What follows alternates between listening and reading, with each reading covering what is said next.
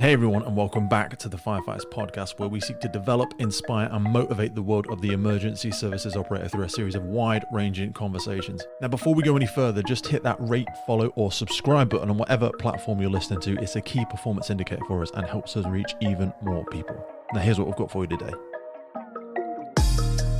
I'll be honest, I'm fed up of seeing from the UK every summer we're having more fires, and every summer I see pictures of firefighters in boots and leggings and t-shirts with a fire, with a hose reel in their hand, and I'm just like, where are we going with this? Like, these are fundamental basics here now about standing in what they call in America the dead zone. You got nowhere to go. We don't no longer send firefighters to flood in without the correct PPE. So why are we sending firefighters to wildfires without the correct PPE? The pollution that's gone into the soils over the years through acid rain, all the industrial revolution, when we have fires, that all gets released. So what are they actually firefighting in? Well, it's not just grass that's burning, it's all the heavy metals, it's all the arsenic, it's all the nasties from years of industrial pollution, and they're wallowing in it.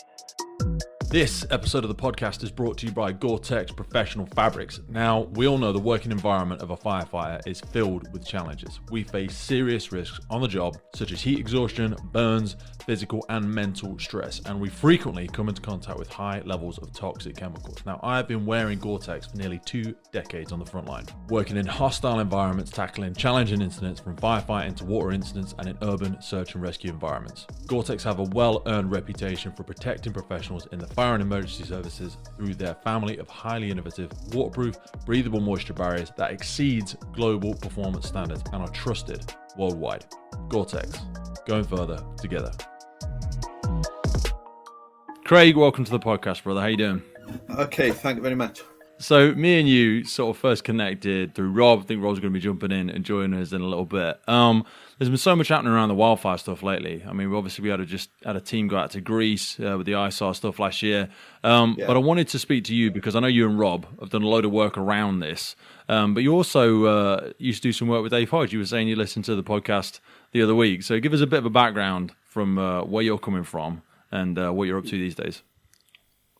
Yeah, so my name's Craig Hope. I joined the fire service as a retained firefighter 30 years ago today, as it happens. It's a bit of an anniversary. 30 years. I was retained for a couple of years and then became a full-time firefighter.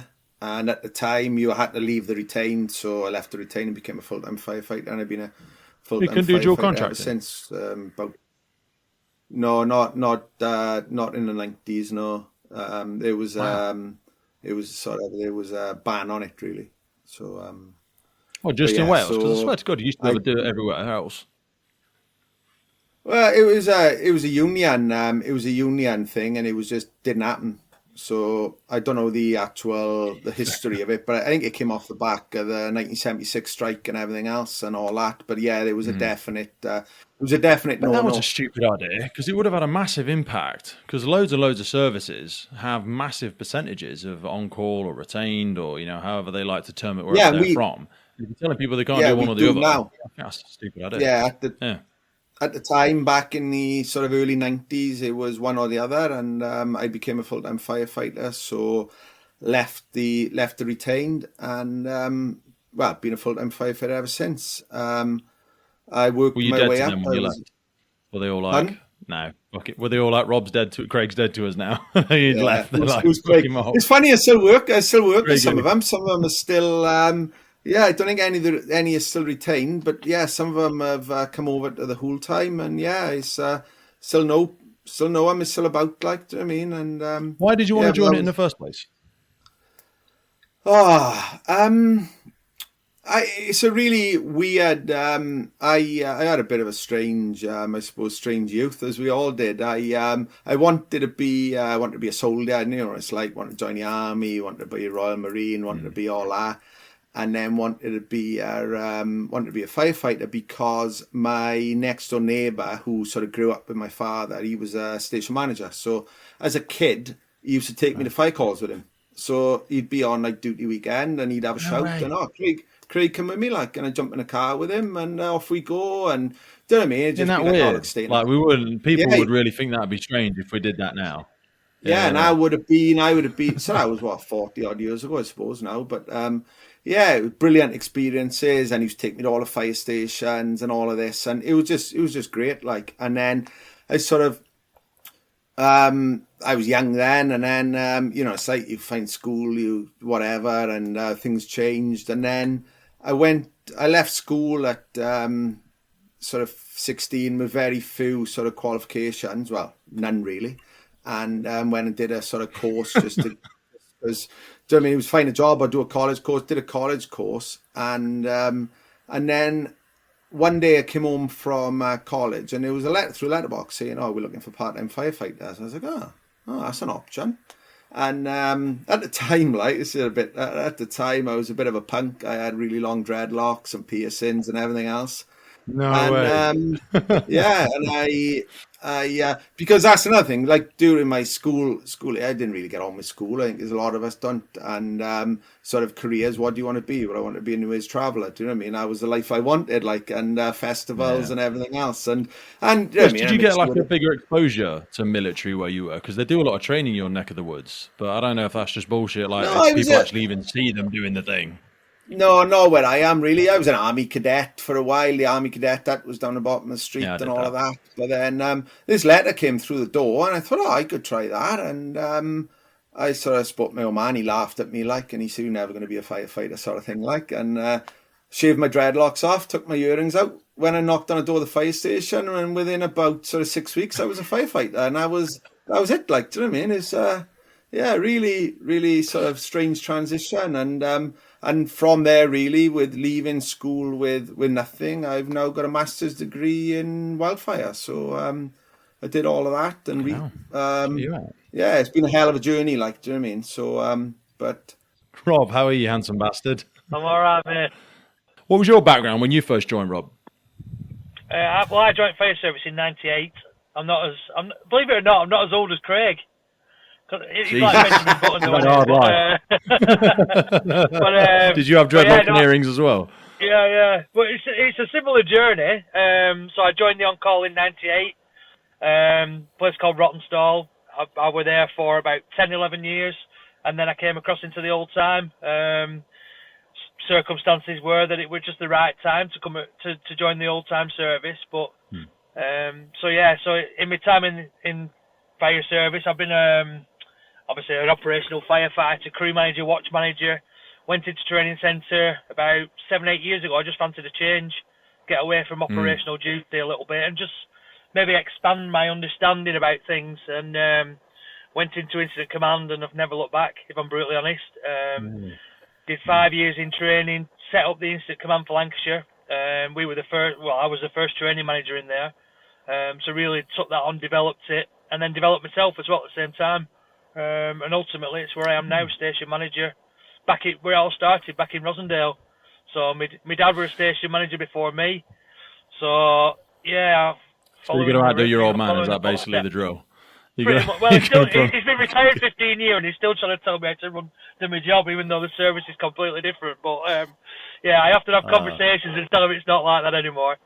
You know, so me and Craig were just talking before we came on about this whole aspect of military and discipline and all this sort of stuff, and the differences that things have gone through since the time we joined. I didn't actually know you used to do the cadets, Craig, because I did the whole cadets and I did the Cub Scouts and I did all that stuff. And I know obviously that's not, it's kind of paramilitary, but those initial aspects of, like, you know, do your best and discipline and parading and learning how to address people. Me and Craig were saying how that has changed and adapted, and we're kind of in this messy middle where we've kind of lost ourselves a little bit. Some services are doing it really old school. What was it like when you first joined, Rob? Exactly what you're saying there. It'd be a little bit more, aligned to the fire service is aligned to a naval background, isn't it? We were aligned to a military service and that discipline and stuff like that. Yeah. Well, we're a hierarchical system, aren't we? We work up that food chain, and your instructors, what they say is gospel. I think it's changed, obviously, but it's a societal change. I don't think it's necessarily just fire service. I think it's just everything in general. We've got to accept that we've got to recognise different ways of delivering. We can't just do this the way we've always done it. But I totally agree. What we can't forget is the life skills, the good the good human being skills. Ultimately, they should be your core values, you know, and we teach about values and things like that, but it's about yourself and understanding yourself as much as understanding other people. And your perception. I've been pulled aside a few times for calling people sir, though. But that's the way I was raised, because my old man was actually my Cub Scout. And, I used to work with him on a building firm, and any time he would introduce me to people, it would be sir. And I would always say sir. And I still say it now. I see a police officer on the street, I just see a random person I don't know, I will say that. And people think that you're trying to be toxically masculine or all that kind of bullshit. I mean, what about yourself, Craig? What do you feel it like? I don't know. I think we've lost a bit of a direction, to be honest. I don't know where we are. It's a little bit of a mess, and we still have parades, but are they parades? Do you know what I mean? And it's a handover, isn't it? It's do you know what I mean? I worked in the care industry before I was a firefighter, and now as a handover, you sort of came in early and you had your handover, and that's what we do on a fire station, really. But it's just termed a parade because, like Rob said, we got that naval background. But again, I don't know. I really don't know. I sometimes think I'm a dinosaur, and well, I definitely am now. I know that, but I don't know. It's about being respectful, isn't it? You know, it's like you were saying there, Pete. It's politeness, isn't it? It's just general. It's an element of respect for your peers and your superiors, and recognising that. But quite often, if I said sir to somebody, and I'll use Dave Russell as an example, you know, when he was our ACO in Lancashire, if I said sir to Dave, he'd acknowledge that, but he'd always say it's Dave. But my first meeting with that rank was always a sir, and it still is to this day.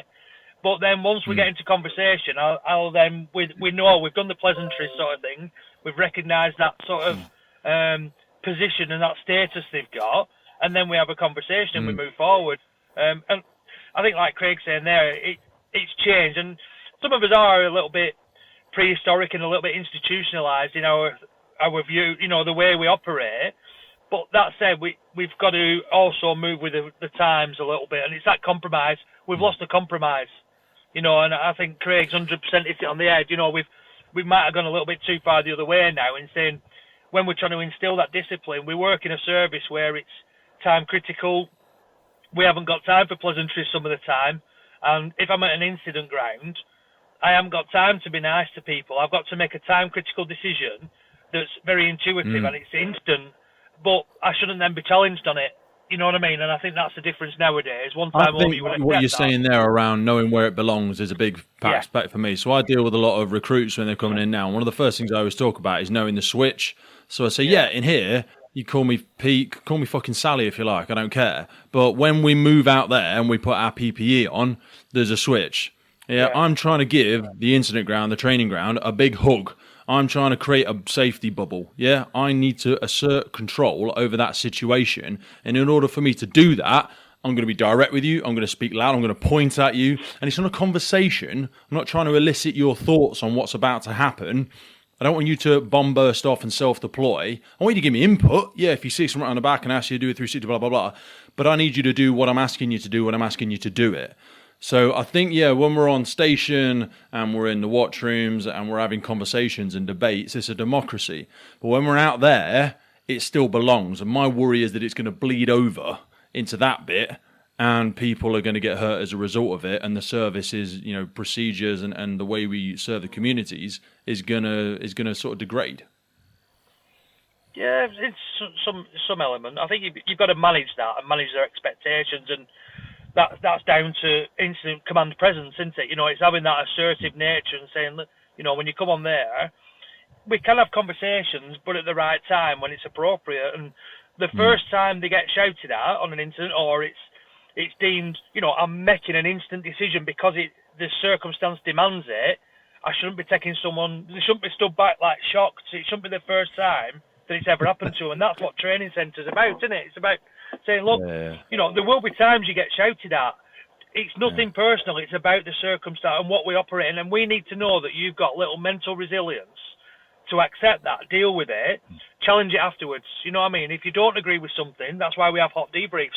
That's why we have command debriefs. We can look at all the detail later, but some of it's crossing over, and I think that's my biggest concern longer term, is that some of the day-to-day management and the management styles are crossing over onto an incident ground where we're making emergency, time-critical decisions. And if people are being told something they don't like, they don't want to do it. And it's like, well, you shouldn't be doing that on an incident ground. It's not up for debate, you know. No, so 100%. That's my own personal view, yeah. And I have a worry that when a lot of people coming into services now, I don't know what your thoughts are, Craig, but even just like the type of people that are coming in, there's nothing wrong with them, but a lot of people coming in these days haven't had like a shit job. Like they have not worked on the market. They've not worked, unloading veg around the back or wherever. So they haven't got as much assertiveness. They don't seem to have that stand and deliver aspect to them. And especially when people are getting promoted so quickly now, they are struggling sometimes to have those difficult conversations or even just to have that command presence when they're on the ground. Yeah, and I think the actual practical side of it as well is so actually using tools, using your hands. People don't grow up anymore fixing their cars. Do you know what I mean? I've always, my old man fixed the car. I fixed the car. I still do fix the car. Do you know what I mean? But there's a lot of people who can't, and then there's having tools and things like that. People, and it really opened my eyes when I had a new recruit on the watch a good number of years ago, and opened the toolbox to do an inventory check, and it's like, well, what's that? Well, I don't really know. What's that? I don't really know. And I'm just like, this. To me, it was obvious, but because I grew up with spanners in my hand. But again, everybody's had a different journey, and that's part of, I suppose, being a good leader is understanding that, and then trying to bring everybody along on the journey as well, because all our experiences are different, and we all got something to bring. But there's definitely now, because but I think that's where we actually need to expand our training, because we seem to be training people shorter. They're turning into 8-week courses, and they need to, because people used to arrive at an assumed level of sort of character building and social awareness and common sense and practical skills. I think we actually like simple things like that, toolbox fam, or, I say my old man was a builder, so the building familiarization and the understanding of, when you're talking about eaves and lintels and gable ends and whatever, people don't understand what these things are, which isn't the be all and end all, but we need to build that somewhere into their development. We can't just assume these people are going to come in knowing it. No, I think there's a lot of assumptions, isn't it? And we can't assume really anymore. Things have really changed. People are growing up different. People's everything is different to what it was maybe 30 years ago. I mean, the issue I have with all that is that we still yet deliver that same recruits course we delivered 20 years ago. The structure of that recruits course is still 16 weeks, but yet we've both just said there, or we've all said, the demand is different, the knowledge set is different. So why have we not changed the recruits course to accommodate that? If we know there's gaps in people's knowledge in certain areas in terms of practical ability, practical knowledge, building construction, then we need to, probably restructure that course slightly. And one of my big bugbears is like the first 4 weeks, you're going out there, you're doing 13.5 and 10.5 and basic pump, PL1s, PL2s. If somebody puts a 13.5 metre ladder up, and I said to them, right, put me a ladder up there in every position. So they go on the props, they go on the jack beam, they do restricted, confined, and they can do it all competently. Why am I then going to send them out there for the next 4 weeks doing exactly the same drill, when I could really focus my efforts into saying, where are your gaps? Where's your knowledge gaps? Let's spend some time on the stuff that really matters, that's going to keep you safe in real world, I think some of that's an ego massage where we just like to shout and scream at people. And that builds resiliency and stuff like that. But when you say change it, like we are changing it, but the problem is we're actually shortening it. We're shortening it and diluting it and those aspects. And that's what really worries me, because then you get people like yourselves, not saying that you're saying this, but people of 15, 20 years coming on stations, and the old adage, and I see it on a lot of social media memes now, is, I will never show that at training school. That's the fucking tagline. And you're like, fuck me. Yeah. But we're assuming that all instructors are competent, and that's the difference nowadays as well. When you used to have your subs going in there and your LFs, they were probably experienced members of staff who've been out there, done plenty of incidents under the belt, plenty of time around managing a watch, and just a busier works time. And now what we've got is people who just were going there for a change, they're a bit bored on 224, or I just fancy a bit of a change, and they haven't got that same exposure to stuff, and they're going in as our trainers. So you can't be assured that your trainers are at the level you want them. You can't just go on a BA recruits course and say, right, you're now a BAI for 2 weeks, after 2 weeks of training. There's no context behind it. And I think that's where we've That's got the thing with the now. speed of That's the where people we are are. moving through stuff now. We've got crew and watch managers that have never worn in a fire. And I know that's a very tricky one to say because it's like, well, you've just missed the jobs and you're not there. But, you've got such people going for promotion so fast. I know this wasn't the context of our conversation. We'll get onto wildfires in a minute. But it's like that aspect of how quickly people are moving through the ranks. And also this whole direct entry thing. That's some people love it. Some people hate it. It makes some people real nervous. Dual entry thing is really interesting because I got a good friend who's done it in Catalan Fire Service, and he's thriving on it. But I don't know. It is a really interesting topic, and I was going to work out, and it's just got to be done properly, or it's going to take a lot of work and a lot. But I'm not against it. I may have been in the past, but I think it's got its place.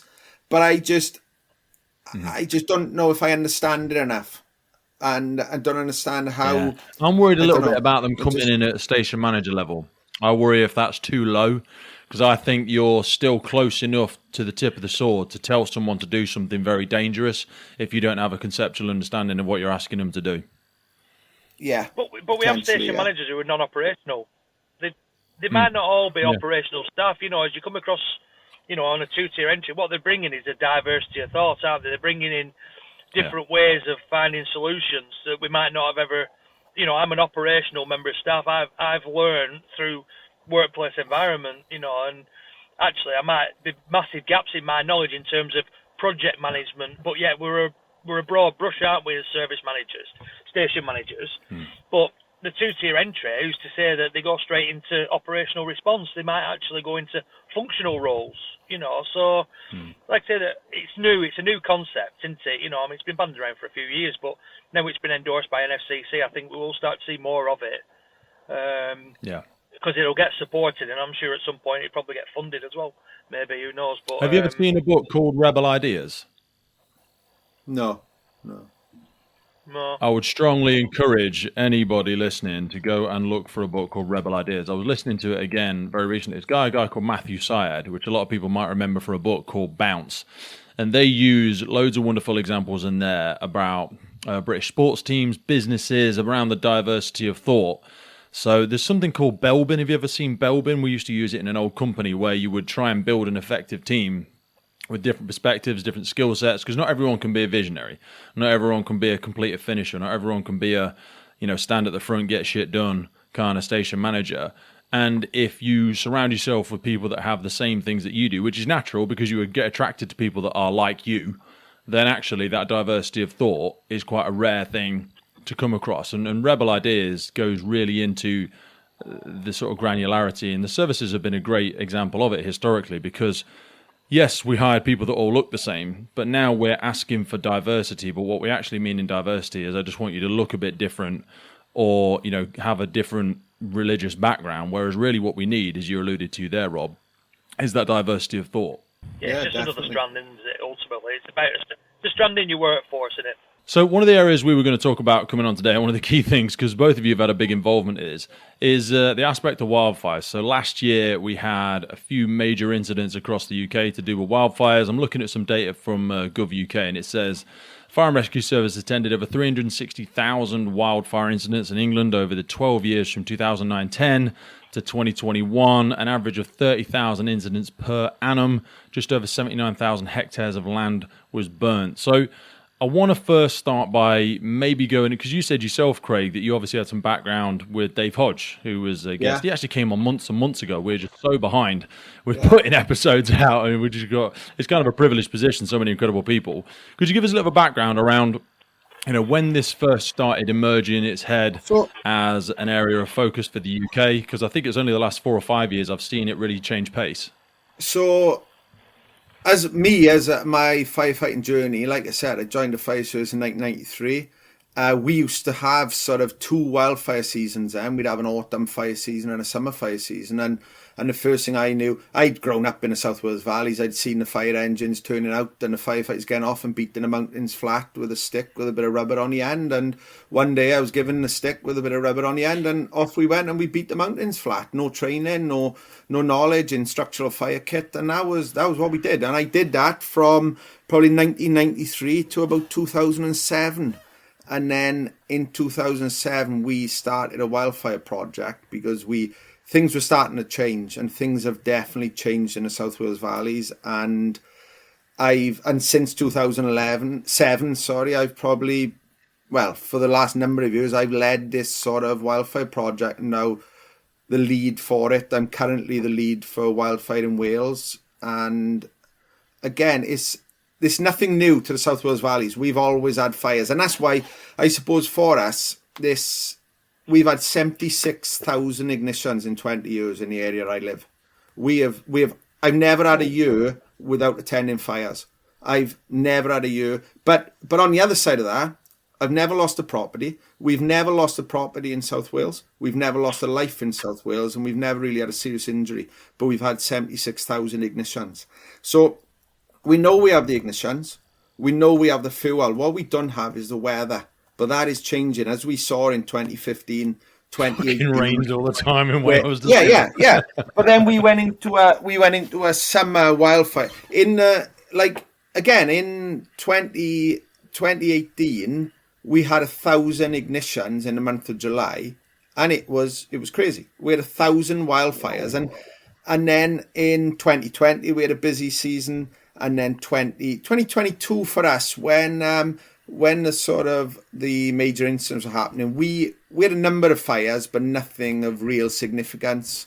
But then this year, the only dry months were May and June, and we were flat out. We had hundreds of fires and some very big fires. We had 4. We don't declare the major incidents, but we had 4 significant wildfires burning at the same time. We were we didn't run out of resources, but we were pulling together tactical burn teams to use fire to fight fire. I was in a conference, and we actually pulled out of the conference to go and stop a fire that was impacting a battery storage plant on a wind farm. So these things are definitely changing. And what happens, summer fires is they burn longer. They're a lot harder to put out. They do more damage, and then there's a huge potential reignitions, and that's what's going to cause us problems in the future. Do we have wildfires in the UK, or do we have mild fires? And that's up for discussion. I'm lucky. I've travelled to a lot of places on the back of wildfire and learned an awful lot from a lot of people. And the first thing I say when I say I'm from Wales is, it rains all the time. You don't have fires. It rains all the time. But the reality is, it does rain all the time. But what that does is it gives us huge amounts of vegetation, which then, as soon as it's dry, is burnt. Yeah. And the other issue is our fire problem is an arson fire problem. This isn't. You see all the things about banning disposal. Members of the public, give us some of the percentages if you can. I know I'm putting you on the spot there, but what's the source of all of this? Because members of the public are probably hearing and going, "Oh God, is this all climate change?" Or is everyone saying, "No, this isn't." What do we think a lot of the source of this is? So fire, this isn't climate change, as in we've always had the fires. What climate change will potentially do is make the fires a lot worse. We've had 76,000 fires in 20 years, and 96% of them have been deliberately ignited. That's someone going outside. That's not accidental. That's not. Do you know what I mean? That's somebody going outside and lighting fires. Now then you'll have the stories about discarded cigarettes. If you do the research and look, I worked with an Australian guy who's a fire investigator, and there's even been studies done in the UK where the amount of cigarettes you have to throw on the ground to get an ignition so you can never write it off. You can never say it's not discard, it's not broken bottles, it's not. But the sort of the percentage chance not of refracted light or a spark from passing locomotives. Yeah, that's it. Yeah, it's not. And it's people going out for whatever reason. And the other side of this, and I did a lot of this when I did my master's degree, is we associate our wildfires with children. And why that is, I think, is because if you think about it, we go into schools, we teach children, we let them squirt the hose in a fire engine, we sit them on a fire engine, we do that. So when a fire engine turns up in the street with blue lights on, obviously we're a children magnet. The children come and see us because we're their friends. They associate with the fire service. And then we put 2 and 2 together and come up with 6, is that, there's children here, there's a fire there, they must have lit the fire. But the guy walking his dog with his newspaper under his arm, we just look away from him, because why would a middle-aged man be lighting a wildfire? This is really complex, and we need to start understanding. But until you investigate, you start doing the research, and you start getting convictions, nothing is really going to change, and it's really difficult. I bet it's got to be incredible. One thing I did want to ask you, when you said about, obviously it rains a lot and then you get so much growth. I forget the gentleman's name, and I apologise, but we had a gentleman guest on from America, and I think he wrote a book called Wildland Firefighting. It might have been called something else. I really apologise, but he was talking about forestry management around New York. Yeah. I think it was. No, it wasn't. It was somewhere else. But anyway, he was saying about they were cutting funding from managing a lot of this forestry. And forestry needs to be managed. Like I remember seeing, I think it was the old boy off Top Gear. He demonstrated, like, I know he's a bit of a dick sometimes, but he hired somebody to cut a load of trees down in his thing, and people were like, "Oh, you fucking cutting down all these trees, it's terrible stuff." You do need to manage forest land, because it just gets beyond out of control, doesn't it? And all of that. So just give people something, because I'm fumbling my way through that description, obviously. Well, that's the solution. Because you can't really manage Wales. It's fucking enormous. You can. It's about, there's so many people. Every piece of land in Wales is managed. There's no, you talk about sort of the wildlands. We don't have wildlands. We have, all the land is managed, whether that's grazed for animals. But what we've seen is, we've had a reduction in grazing. We've had changes in forestry management, change in upland management, all these different things. People doing less prescribed burning, which is using fire to manage the vegetation, and all these sort of things. Even, everything really. It's all really complex, and there's no funding for it either. So we as part of the project I've been working on, we've reintroduced grazing to areas to try to basically eat the vegetation. The problem with that is, if grazing was financially viable, our mountains and land would be full of cows and sheep. But they're not, because it's not financially viable, because the way that we've changed subsidies over the years from a headage payment to a land management payment, and it's going to change again now with the new sustainable farming scheme, and all these things, and nobody really realises that that's part of the reason why our fires are getting bigger. I used to, as a part-time firefighter, so with the death of agriculture and farming, that's having a massive contributing factor to the acceleration of this problem. And as the economy doesn't reward that anymore, it's going to get worse, I'm guessing. So if we try and throw the other side of the coin for us, Rob, obviously you work more, in the UK Fire and Rescue Service. Can you give us some insights into what's happening other side of the board? Obviously, you work closely with Craig, because how I met Craig is through yourself. Give us what you're seeing from your side of the world. Obviously, it's not different to Craig's, but it's in a different context, different environment, different kit. What are you seeing? Yeah, I think the principles and the way the fuel interacts with the climate change, and the changes in both sort of lead to the severity and the intensity of fires that we're seeing. Like I said, the principles are the same. If we don't manage the fuel, ultimately we're going to get bigger fires, because there's more fuel readily available. And what's happened with the climate change, it's made the fuel readily available when we wouldn't expect it.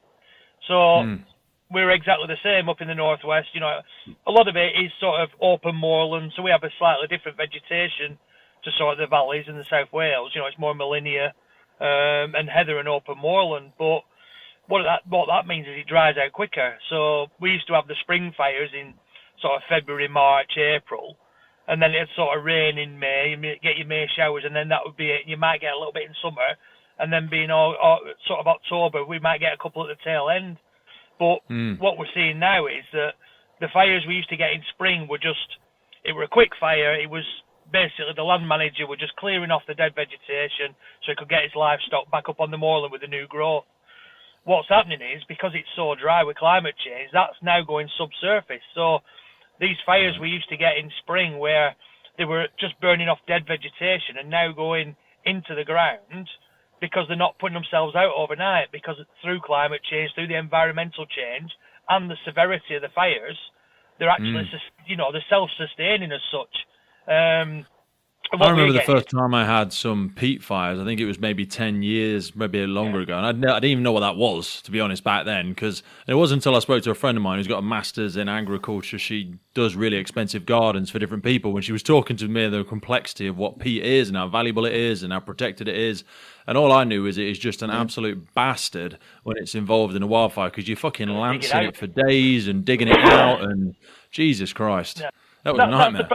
Well, that's the problem we've got, Pete, is that, the fires we used to fight were in the grass and the vegetation, and it's a thin, less than 6 millimetres width piece of straw.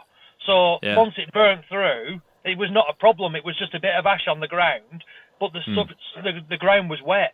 So it was never a problem. But what we're getting now is that the ground's dry underneath, and that's when the problem exists, because all these smouldering bits of fuel that are remaining are not getting put out overnight, and then the next day when the conditions change again, they're reigniting. So we're having fires that last for longer because there's still fuel remaining from the previous day's fire, but also the intensity is there because the land management practices are not in place. So, and when I use the term wildfire, I'm going to use the NFCC term wildfire. So Craig referenced there about 76,000 ignitions. They would be sort of antisocial behaviour fires. They might be small fires that have been contained very early. When I use the term wildfire, the NFCC definition is more than a hectare, which is like, it's 100 metres by 100 metres, so roughly the size of a football pitch. 10,000 square metres, isn't it? Yeah. So we use certain definitions, and I was just looking at the statistics, and last year... How many people wouldn't know what a hectare is now? Sorry, when we talk about recruits, a fucking hectare? Who the fuck knows what that is these days? Sorry, Rob. But that's the definition we use. Yeah, but until we standardise that, though, Pete, that we're going to get either under-reporting or over-reporting. And, Craig knows where I come from with this, in terms of we've got to make sure we're all aligned and we're on the same page. And then we'll get an accurate reporting picture, because one of the criteria is about resources. Now, I know South Wales as well as Lancashire, what we do is we send a couple of specialist crews we can tactically burn, we can put our wildfire in it, and I might keep it at 3 appliances. It might never hit a wildfire criteria now, but statistically, there might be another one over in a different county where they've put 5 fire engines at it, and that would be a wildfire. Right. So we've got to be really careful, where we go with the statistics, and the investigation and the mapping of these fires is really important for future research. We make sure that we're capturing all the near misses, the stuff that we might not go to as a fire and rescue service. If a local landowner puts a fire out, but it was bigger than the size of a football pitch, but he managed to do it on his own, that needs to come into us as well, so we know that we're probably getting more fires than what we realise. That's the problem, I think. Craig, I wanted to ask you about this aspect of prescribed burns, because this, again, we've got to pull our heads out of, you two are far more experienced than me, but pull our head out of this really experienced mindset. And I know Dave alluded to it a little bit, but for people early into their careers, and certainly for the public, they would be astonished to see firefighters setting fire to fields or any kind of... So just give us a bit of a whistle-stop tour of the principle of burns. Right, so there's the terminology is a prescribed burn is burning within the designated season when you're legally allowed to burn, and that's using fire for a land management practice, such as a farmer wants to get rid of the dead grass, sets fire to it, and then he'll green up. And that's legal, that's allowed, as long as it's controlled, that's allowed. That's prescribed burning under prescription, and that. Then we have... tactical burning, which is using fire to fight fire. Dave Hodge was calling it back burning. There's a number of different, you'll hear suppression burns. We call it tactical burning. So that's using fire as a tactic to stop fires. We have 4 stations in South Wales who are trained to do it, and we've had some really good successes at it. We don't generally call it controlled burning because, to be honest, in the South Wales valleys, controlled burning is burning your sofa in your front garden. So the terminology. How gets scary is it that when even farmers want to do? I'm going to do a prescribed burn, I'm going to do a controlled burn, whatever the terminology is. you've got to, how, it sounds really stupid, but tell me how they would even go about that, because you've got to be factoring in wind direction, all sorts of shit, and it's quite easy to get it wrong. It's a tool in a toolbox. So when you're using fire as a tactic, it's a tool in a toolbox, and that's really important to remember. But it's a really safe tactic. As long as you understand fire, you understand the conditions you're working in, it's a really safe. Like this year, again, I've used fire to save properties. I've burnt off people's back gardens. I burnt to save the you're a Zip World. There's a Zip World Snowdonia, where the blast mines are. Yes, right. And there's a Zip World in South Wales, and their launch on the top of the mountain was threatened by fire. There was fire all around it, and I took the team in, and we burnt all the vegetation around it. Some really good photos of just the Zip World Tower with no vegetation left around it, and we didn't even burn the wooden fences because we've got them sort of skills now. But it's about anchor points. It's about all these different things. But it's a tool in a toolbox. But it's a really important, and for services who don't want to go down that road, really, they're fighting fires with one hand behind their back. Because, so how are you going to stop this fire? This fire is burning on waste ground, it's burning in forestry, and it's burning towards property. So what are you going to do? You're going to put firefighters in front of you with hoses and try and stop this fire? Or are you going to set fire to remove the vegetation? And I guarantee the safest option is to set fire to remove the vegetation. Do they ever use the terminology like fire separation or barrier burns? Because even, like, I remember the guy we had on that wrote the book, I need to remember his goddamn name, he was talking about cutting fire lines, and they would only have to cut them like a couple of inches wide out in Australia or America. Yeah, really? I was like, fucking hell, wind to jump that easy. We are using hand tools to cut line, and then you burn off the line. You only need a scrape. You only need to just. We also have brush cutters. We have.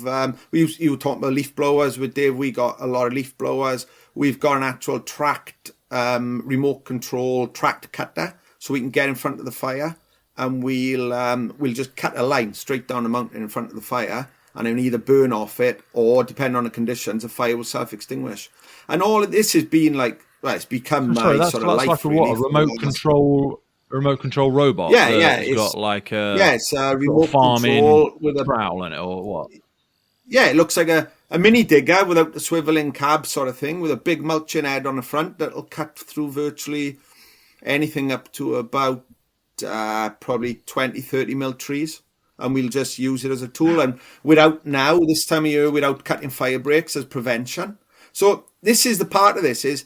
The fire, you'll see fire services asking people not to light fires, putting up like don't have your barbecues, don't deliberate fire setting. All you're doing there is every time you stop a fire, you're putting a problem off. You're not solving the problem, you're just putting it off because someone else could come along and light the fire. You can either get accidental fires. What we need to do is, as well as asking people not to light fires, because we can't have just people running around willy-nilly setting fires to our mountains, but we've also got to do something to manage this fuel and break up the fuel continuity. We've lost the grazing animals, we've lost a lot of the land management practices, so what we need to do now is stop having these huge landscape fires by breaking up the landscape, and that's either by cutting or burning or reintroducing grazing and all these different tactics and techniques we can use. And it's working across a whole host of different partners, land managers, forestry, and farmers and everybody really, to try and get them to understand and start thinking about wildfire when they're making these plans. I wonder if it'd be a nice context, as pedantic as it might seem, I know, to you guys, but for people, again, that are completely unfamiliar with a lot of this stuff, within the framework of the NFCC stuff, just alluding back to yourself, Rob, if you want to take this one, the whole LACES safety protocol, I mean, I know it's been in for a number of years now, but that will probably be what people that don't do this as a daily practice, if they were to come across something and have to quickly jump into NOG to try and find out what the crack is, they'd probably still be operating off this model, I'm guessing? They should be. That's where it starts. You know, we adopt LACES protocol. You know, when me and Craig are out there carrying out wildfire operations, we adopt LACES because that is the safety protocol. What people need to do is understand it, you know, and apply it appropriately. I think that's where we get it wrong. They don't understand. So if you could walk us through it like a childlike, hold my hand and walk me through it for people that are not familiar with it. Right, okay. So it's put me on the spot here, Craig. So we've got feel free to share the load together. I know you both know it, but That's fine. So we start with lookout. So what we're looking at is it's a safety officer role. So if we've got a burn team deployed, we will have their own team lookout who's specific to that team and what they're deploying in terms of tactics. But we'll also have a tactical lookout who oversees the whole scene of operations, a safety officer. So we've got to have a lookout is the first and foremost.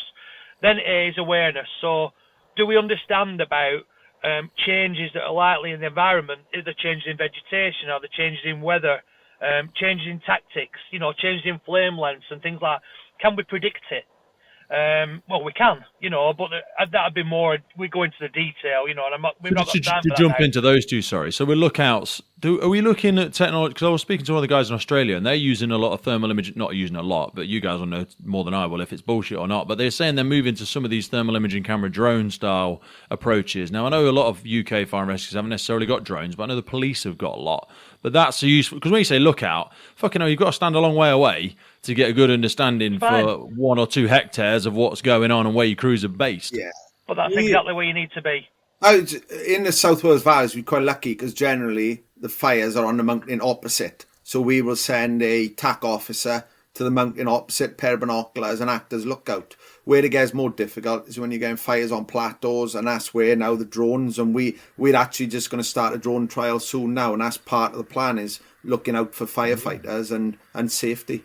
Because for yourself, Rob, it's all drone, it's all like landscape, it's all plains, really, isn't it? We've not really got very many mountains in the UK, other than like areas of Wales and Scotland.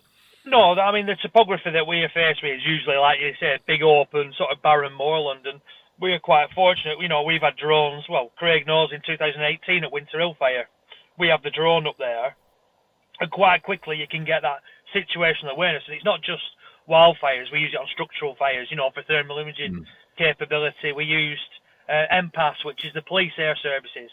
So, also use the National Police Services to fly the helicopter and get thermal imaging for us. But we tend to keep it in-house now because we've got such a good drone capability. We'll do that, but primarily you've got to have that. You can't use one for hour and hours on though, can you? Because they only last like 20 minutes with the batteries or some shit. Yeah, but they come with spare batteries, They don't just have one battery. Okay. These things take days, though. Fucking days and days these fires are burning for. Yeah, but again, technology out there now, you can get tethered drones. I know on the continent they use tethered drones. So basically, they sit on a box. Yeah, I saw and it's some got of a big them at leash. the emergency services show. Yeah, they have them in forestry, don't they? So basically, they'll have them on a leash, which has got a constant charge to it, and then they'll just fly it when it spots some smoke through AI, So there's stuff out there, and we have a team that will constantly look at that and update as they need, but not every service has got drones. So the message has got to be, if you're going attending wildfires, you've got to have a team lookout. So somebody who's looking for fires that might be starting behind you. If you're on a hillside, like Craig said, they work very steep hillsides. You only need a bit of debris that's rolled down below you or some embers that have dropped behind you and you've not been aware to it. Suddenly you've got a team in between a fire on a slope. So you've got to have team lookouts in place. And tactical lookouts are basically your situational awareness. They're like your incident commander stood back who's got a full overview of that scene. And ideally, you get them across a hillside, you get them away from the scene of operations because they're there purely for scene safety. And that's where your communications kicks in, which is the C part of LACES. That you've got a good communication network in place, whether it be airwave radios, so using Sanjays, whether you're using personal radios with digital repeaters put in between.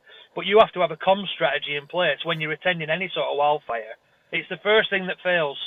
And something you've got to, if you've not got it started, if you've not got LACES before you set off with your... we always see in the debriefs, isn't it? Debriefs is all around failed communications usually. At some point, there's a miscommunication, a breakdown, misinterpretation. Yeah. Well, Craig said it before.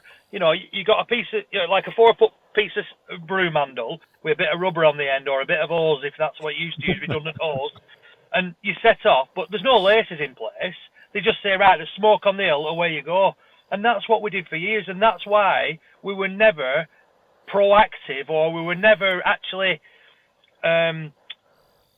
effective at wildfire response. Very tactical about it, yeah. Absolutely, there were no tactics.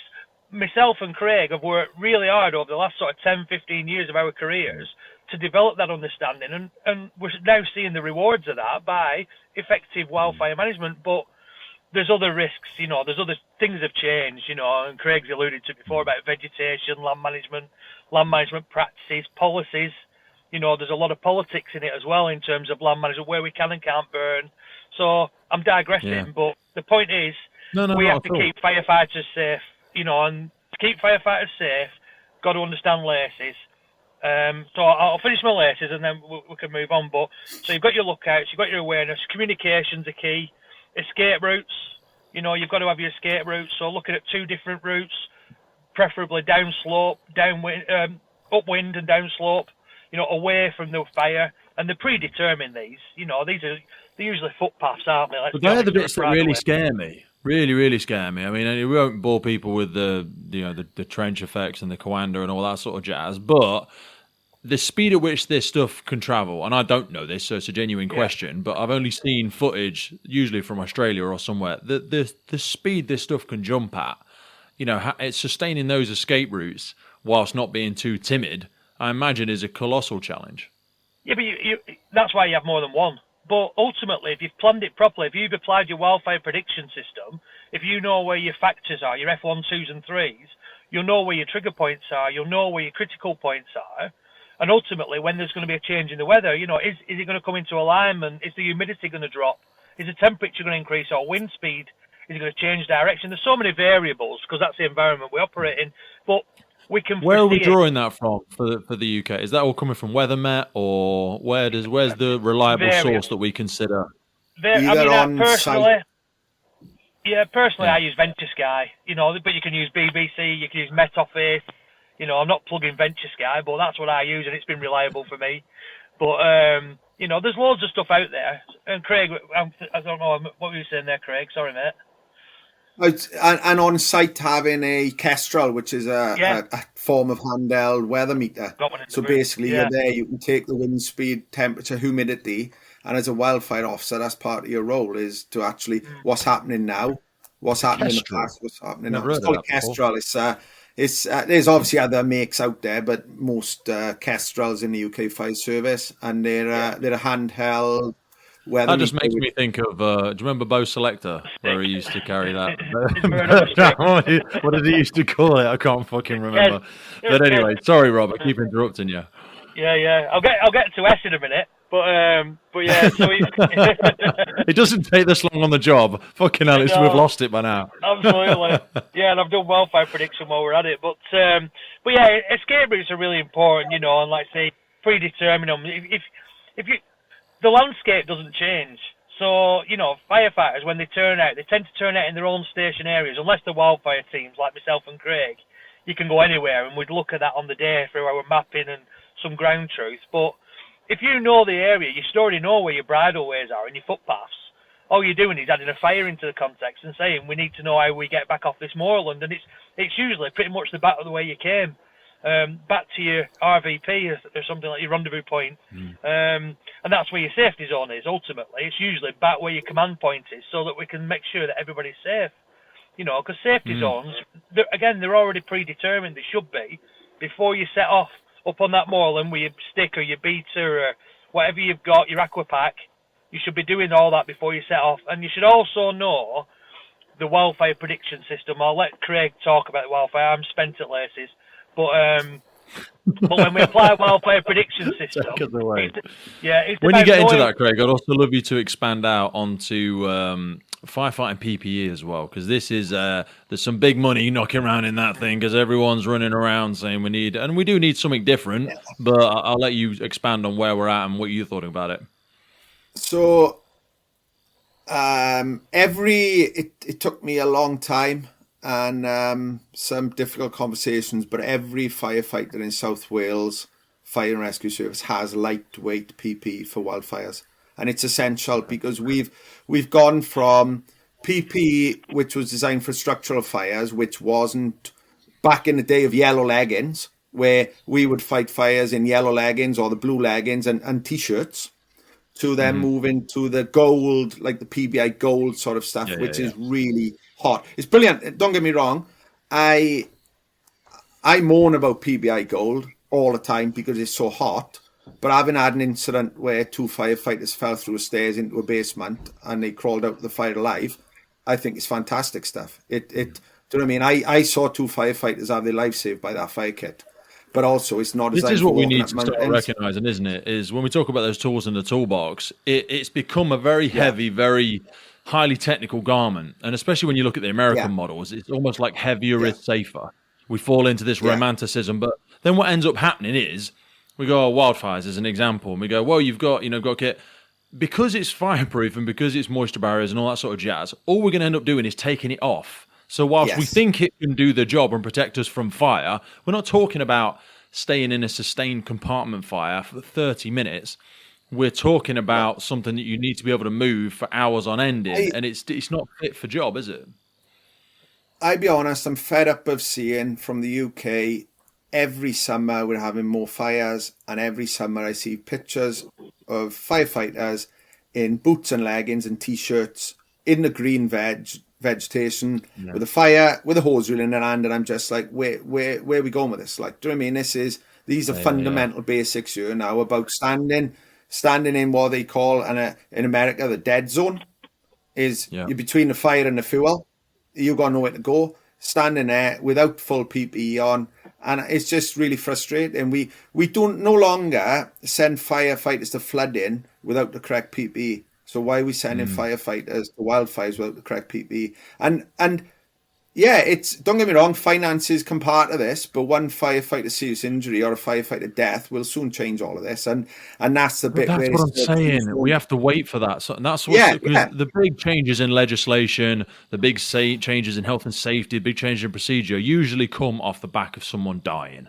And that is when you Craig, Rob, you can be screaming from the fucking rooftops, but until someone dies, sometimes people are going, well, I mean, I'm about to have a conversation with a guy called Peter Apps. I don't know if you've read his book. It's called Show Me the Bodies. And that was one of the common sayings that was pulled out of the Grenfell inquiry, because they were speaking to a bunch of building regulators, and one of the sayings that kept coming up when people said, oh, you need to change this, you need to change that, and they kept saying, show me the bodies. You know, you say you need show me all the dead firefighters in the fields. No one's dying, Craig. Fucking hell, calm yourself down. Yeah, I honestly thought, I've been in this game a long time now and had a lot of frustration and a lot of good wins, don't get me wrong, but I thought after the 2018 fire season, things would change. They didn't. I thought after 2020, things would change, make more major incidents. They didn't. 2022, London, I thought, this will be the catalyst now, things will change.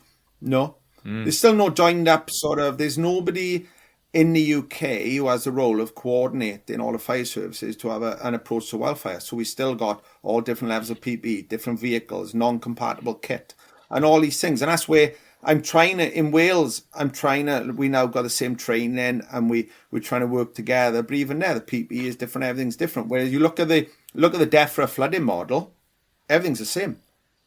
And it's frustrating. It's really frustrating, and it always comes down to money. But you mentioned Greece earlier. I was part of the team that went to Greece. I led the sort of wildfire side of it, and I thought after that, things will start changing now. No, it haven't changed. Them fires that they're getting in Greece are going to. Why is that then? Is it because, do you think water is more emotive? The idea of drowning in water, and when we hear families drowning in their car, and I don't know, is it that? Because this is how a lot of charities run, with the greatest respect. We change off stories, don't we? We tell a story of so-and-so stuck in a car, someone so-and-so stuck in their house and they died and they drowned. It's internal and external struggles, I think. If you go to the Home Office, ask for more funding, they'll tell you that they give the fire service billions every year to fund themselves. It's down to the fire service to where they put the money into. You then look internally, and fire services have got budgets and they have so many other things to do. They now rescue services, they now got all this other stuff to do. And for a lot of services, wildfires only become significant for a month or even 2 weeks of the year. And then it rains again, everybody forgets about it.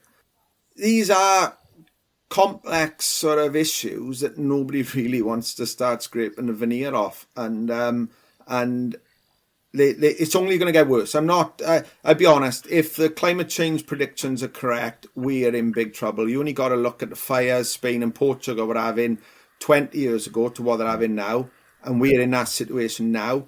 And we need to learn off their mistakes. I've done a lot of research about the sort of Mediterranean, the Americas, and all these things. And we can learn off their mistakes because it's really all a fuel management problem.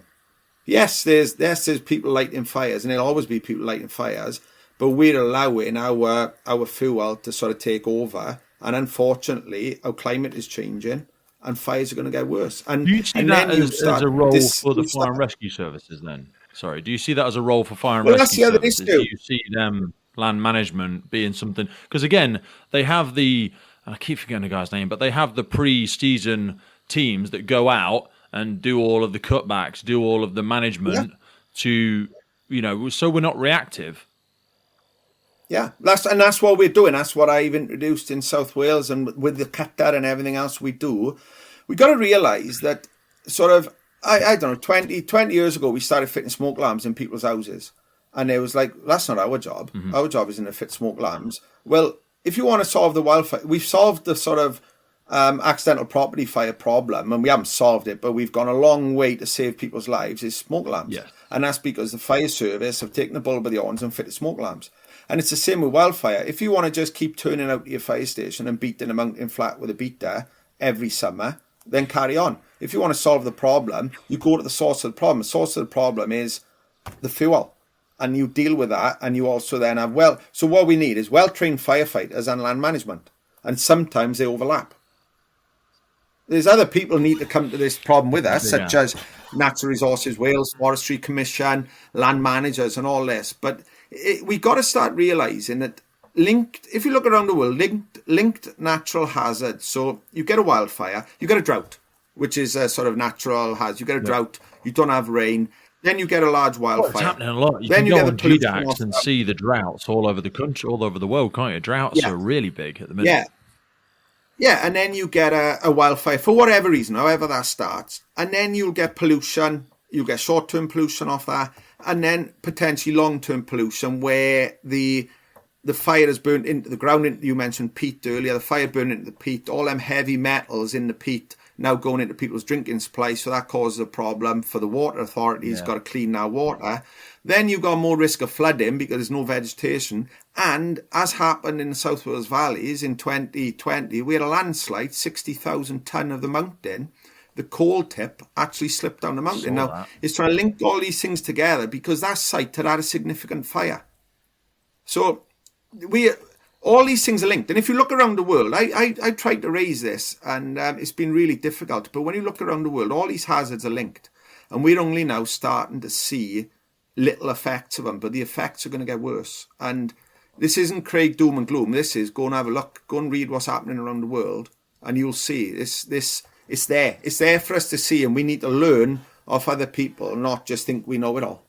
So just to try and make that idiot-proof in Pete Weekfair in my sort of moronic way, sorry, Rob, just one sec, is so for droughts and stuff like that, the drying out of the soil increases the likelihood of slump, or I remember the old angle of repose when you used to get concrete and stuff like that. So as we dry out a lot of this stuff, the likelihood of shifting and movement and landslides, and that's the tangible link for people that are not familiar with this. So if you think about a hillside is got vegetation on it. You'll get when we used to have springtime fires, the mountainside would burn, the vegetation would be removed, and by about May or June, our mountainside would be green again because that spring has sprung, and that's what happens.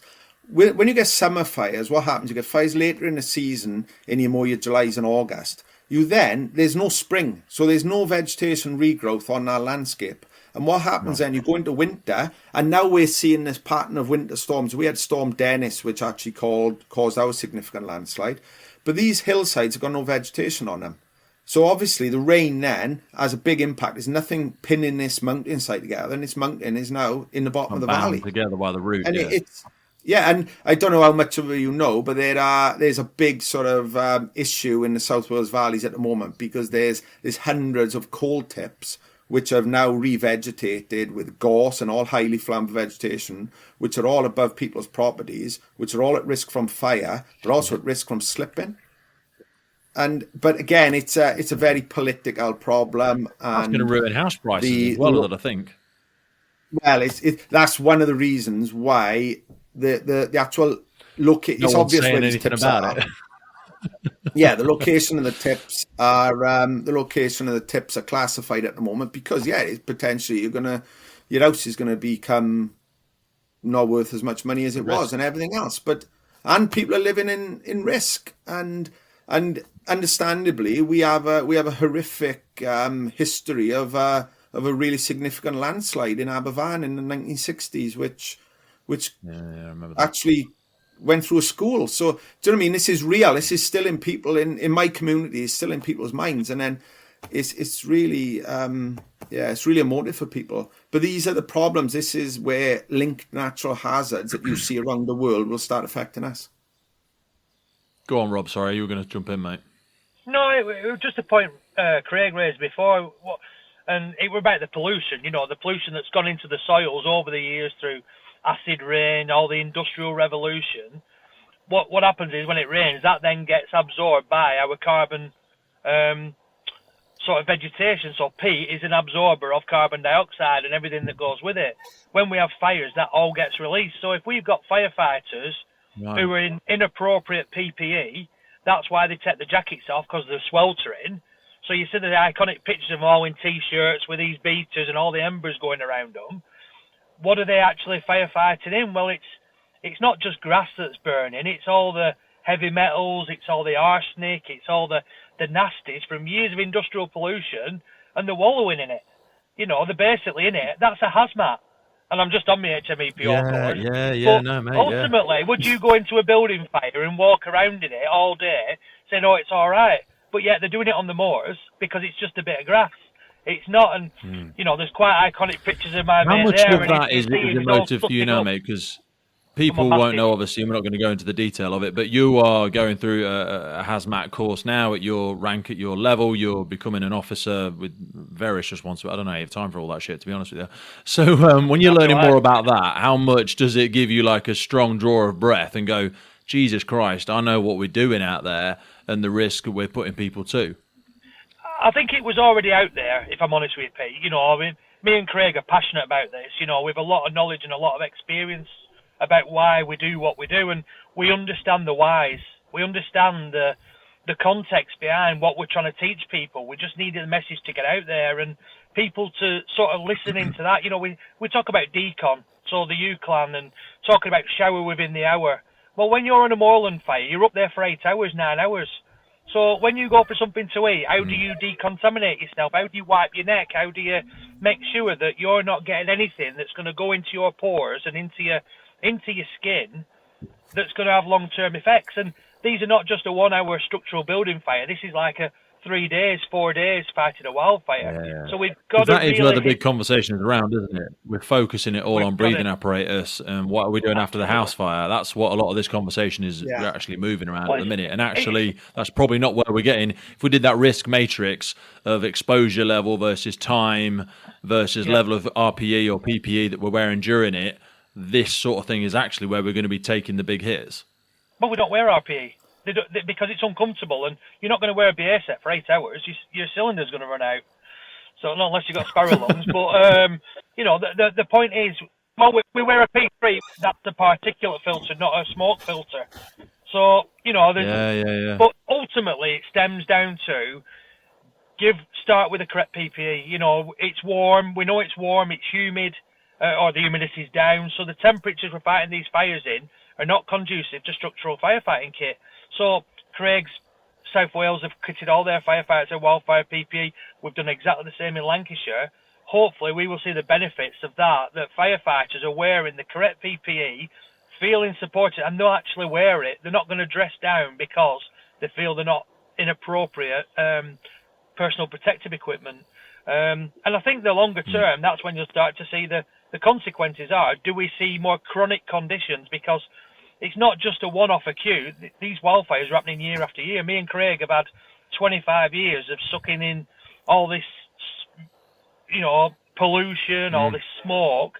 It was just grass smoke. Well, let's get a bit smarter than that. Let's work a bit smarter. Let's educate. And that's why I think, primarily, that's why I wanted to come on and get involved with you with this. It's about making people aware. And well, it's obviously taking its toll on you. You look terrible, I'll be honest. Well, yeah, they're not like Benjamin Button over there. I didn't know if you'd been caught in a fire. I mean, who the fuck am I to talk? I look like a cancer patient, Jesus Christ. But I mean, let's assume let's live in a beautiful world and pretend that money is no object. I mean, money's no object, Craig, because I know you've had to fight so hard for the stuff and the developments that have happened in Wales, and obviously Rob for yourself in Lancashire, for services that are listening, umming and ahhing, sitting on their hands, waiting for someone to tell them to do it rather than make the right decision. If money wasn't an object, I mean, let's go two versions. Give me the low-hanging fruit, Craig. What can people do? What can services do as low-hanging procedural fruit? And then maybe give us the gold standard as well. I think PPE, obviously, and then well-trained firefighters with a toolbox full of tools that they can use and they understand. And that's one of we've developed this toolbox, which is based around, it's about year-round solutions to a seasonal problem. As I said earlier, come the autumn, everyone forgets about wildfire. So that's when you do your planning, that's when you do your training, and that's when you do your prevention work in that season where there's no nesting birds, so you can manage the landscape and all these things. So, but definitely training, PPE, and understanding, and then exposure. We had some really significant fires this year, and there's opportunities for people that we're I suppose it's when you're busy. But again, it's opportunities for people. I'm lucky. I've been out to Catalonia. I've fought fires in Catalonia. I've fought fires in Portugal. And I'm lucky. But that's what we need to be giving people is this exposure. Because the problem that they're getting in the Mediterranean countries... I think a friend of mine, Chris Selleck, went out on a recent one as well. Because there was another one went this year, wasn't it? They were in... Was it Pau Costa Foundation in Catalonia? Was it a burn training or... We have a good relationship with the Pau Costa. He sent me a load of stuff. Yeah, it's a Pau Costa Foundation's named after a firefighter who was a member of the GRAF in Catalonia, who unfortunately was killed in a wildfire. And they've developed a really good foundation, which is all about firefighter safety, tactics, and all of that. And how does services access that for then? Yeah. It's just... contact the Pau Costa Foundation, and there's courses available. Set up a relationship, or no, you just contact them by email. But the thing is I now teach. So like Rob and Lancashire came down, and I teach people how to use fire to fight fire, how to describe burning, and I run courses. The issue with it is I don't get the weather. So I could give you a fantastic week of really good opportunities, as good as you'll get in sort of Spain or Portugal. The problem with it is it'll probably rain, and burning wet grass is just not fun. So we train with straw. We actually when I run our training courses, we use straw because we can basically burn in the rain, because unfortunately our weather is not good enough all the time. But again, it's all about it's training. But it's understanding as well. It's so people don't understand. Firstly, when we get our fires, even firefighters, most of our fires are burning dead vegetation, and it's only when we then move into the summer and we get drought. Like Rob said earlier, we used to get green up in about May to June. The rain would come, everything would go green, and fires would stop. We never had a summer wildfire problem in the South Wales valleys. It just the fires stopped. We used to call it grass season. From February to May every year, grass season. And after about May, the fires went away.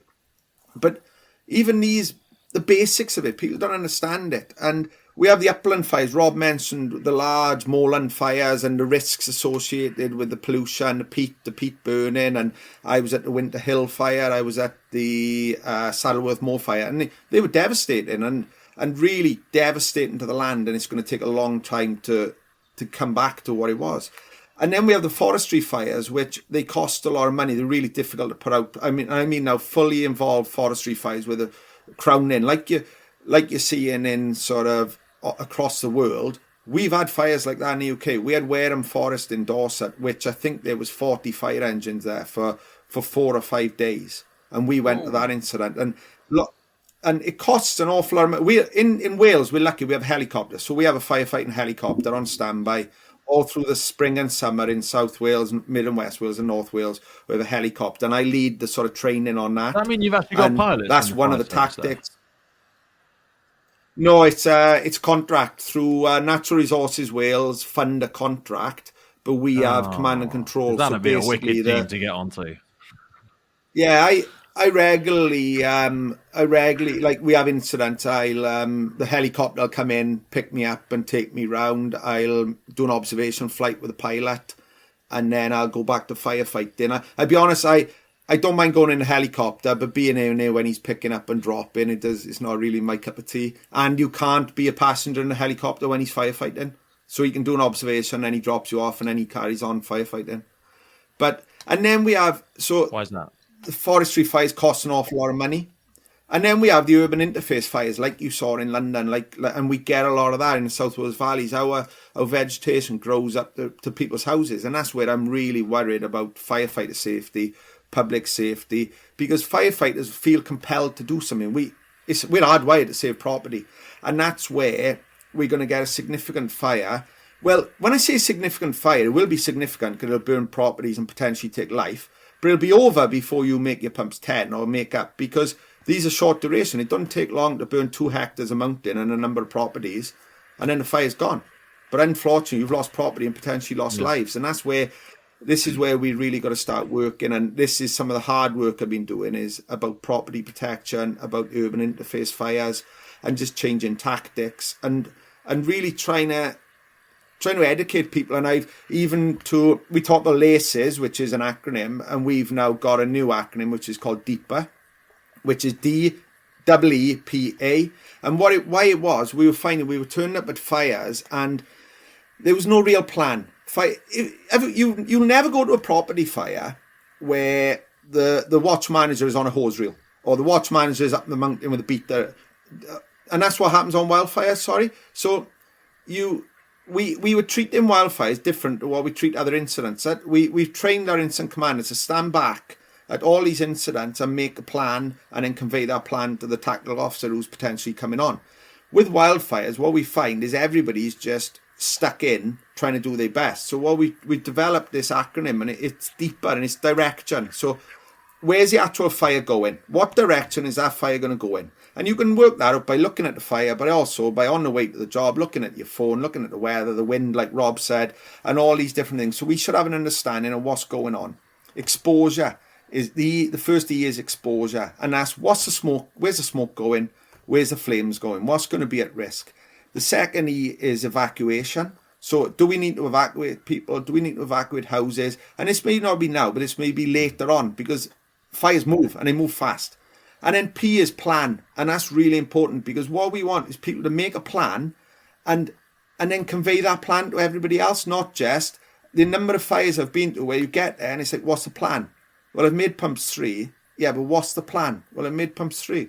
No, let's have a plan. Let's go up the right flank. Let's go up the left flank. Let's try and head it off. Let's protect property. Yeah. And then the A of DEEPA is anchor points. And every single thing we do should be off an anchor point. We shouldn't just be, if we got to create, like we should be working off roadways, paths, tracks, or if it's just a fire with nothing around it, we should be going in and putting out some of that fire to create an anchor point. So we've then got a place of safety to retreat to, which then ties into LACES like we talked about. But if we can get to the point where everybody has an understanding and can make a plan to look after themselves and protect everybody at a wildfire, I think we'll be better. And then we can start there making sure people got the right PPE, the right tactics, and everything else that goes with it. Mate, I love that. Is there any other low-hanging fruit that you can think we've missed there, Rob? No, I think the point to re-emphasise is, I'm same as Craig, we've had international training, we've been to Spain, Portugal, Poland, we've all been out there, because what it does, it exposes us to fire intensity that you cannot replicate in the UK, because it's wet, that's the environment we operate in, unless we get our wildfires. So when we do our training, it's got to be relative to the risk that you face. When we tactically burn, we're working outside a prescribed window, so it's not safe. So we have to make sure that everything we do is within boundaries, or we've decision logged it, or we've done a sort of a risk assessment to say, is this the right tool to use at this time? What we can't do is burn a bit of straw and then say, right, we can now go out fighting wildfires. So it's really important to embed that learning by going out doing the training with Pau Costa. Get the basics right, understand prescribed burning, but then you've got to take it. If you're going to tactically burn, we need to understand what the severity is going to be, right. And Craig's 100% right. Understand anchor points are key. That's part of your safety. You've got to have your point to retreat to. Did it go wrong, and reassess and start again. Low hanging fruit. Going back to my PPE, it's got to be firefighter safety all day long is number one, and that's where we start from. Yep. That's a colossal ticket item, though. And I mean, one of my big fears is, I mean, Craig, in total transparency, the secondment role that you're doing at the moment is coming to, or has just come to an end. And the sheer audacity, I want to say, the fact that those sorts of roles are temporary is just a cultural reflection of the fact that we don't consider this as much of a priority as perhaps it needs to be. Yeah, it's unfortunate. I think in time, I'd like to think everything I've done is a legacy for the future. There's a window of opportunity where we can make a difference, but the window is closing on us, and things are definitely going to change. I think, like you so low hanging fruit. Yeah, we got that one. I think the other side of this is sort of the national resilience side, the capability. We have capability officers for high volume pumps. We have capability officers for CBRN. We don't have capability and flooding and everything else. We don't have that for wildfire because historically the fire service deal with fires. But what we're seeing now is different fire behaviour to what we've ever seen in the UK before. Because people say to me, we've always had fires. Yeah, not like we're having now. Come to the South Wales valleys in May and June and come and fight fires. And yeah, it's different and things are changing. We never had fires. Like we had a fire. We had a number of fires this year that burned for 3 weeks. They don't make the news because they're just normal. Do you know what I mean? These fires go on and on. We are sending resources there for a long time. And it's putting huge strain on our resources, huge strain on our firefighters, huge strain on our on-call firefighters. But we just get on with it.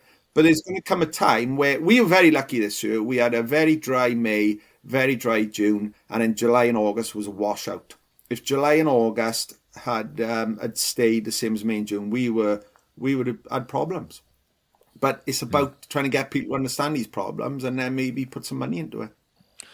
Fellas, I think we've covered so much there. I mean, I'll edit this next bit out, but I had a little list of things I wanted to talk about, and I feel like we've covered all of them. I want to be really respectful of your time because I know Rob's got to get himself off. So I'll edit this little bit out. But is there anything you want to finish with before we sort of get ourselves off?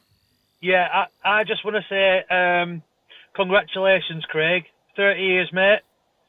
Super proud. I think everything you've done, 100% is putting us in the right direction. I think nationally, internationally, we're considered now, and I think we're in the conversation where we weren't 5-6 years ago. So I think we've made leaps and bounds, and I think that's in no part to Paul Edley, who's recently retired. Craig, I'm guessing after 30 years, he's not going to have that much longer, unfortunately. Sean Walton before. Unfortunately, I got a 3-year-old boy. All right, well, okay, we're back in a bit longer. Jesus Christ, man, you're going to be busy. You want to stay in the job. I got 6 kids from 25 to 3, so I can't afford to retire. 6 kids? You got a babysitter then? Jesus, it's because he's still handsome and he's got all of his hair. Exactly, how does he look so young? I only want a couple of kids. Hey, there it is. Pete, thanks for the opportunity. I know we were having a chat about it a few weeks ago, weren't we? And yeah, man. You know, I think it's important that we get our message out there. And if this reaches a different audience to where we normally go, Craig, I think all good and well. You know, if people share that out there, and you know, I'm available. You know, if people want any further information, if they want, you know, guidance, support, training, you know, both myself and Craig are more than capable of. I mean, the email addresses that you shared, if that's appropriate, or if you want to give a different contact, then we'll do that after we've recorded. Use my work email or my Twitter handle. Pete, do you have do you put links to these as well? So is there additional information, things like that?